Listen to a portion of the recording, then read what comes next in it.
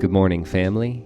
Thanks for joining me on the Camino. I'm hiking 300 miles through Portugal and Spain. I spent very little time on the road alone this morning before being invited to join this group of wonderful pilgrims. My new friend Ariana has a sweet tooth and a big heart. She shared treats with me and stories about her life. Sometimes in this life, we experience pain and heartbreak, and it seems like there's no good reason for our suffering. Until one day, if you're willing, you realize that all of your experiences culminate into the person you are becoming. Personally, I'm very grateful for the adversity I have experienced, because without it, I may have not discovered the power of sanctification, which has transmuted my anger, my grief and shame into loving compassion, acceptance, and faith. Ari and I met all kinds of people on this day.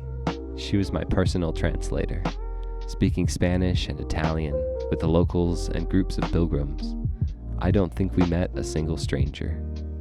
This man heard her talking and started singing the Italian national anthem. We shared some lunch on the beach, and she had me write a letter to her in her journal to read after we part ways and say goodbye. We walked into Vigo, which has the largest population of all cities in the Galician region of Spain.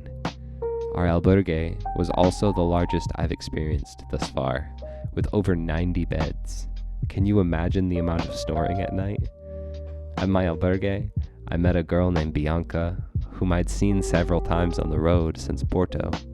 She invited me to have a drink, and then we had dinner with her friends.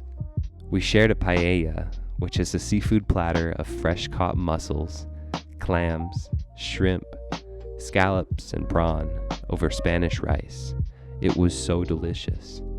I've never been a huge fan of seafood, but I learned today what it should taste like, and I'm really loving it. The hostel had a curfew, and they locked the doors by 10 p.m., so I went back and I took the elevator to the top floor.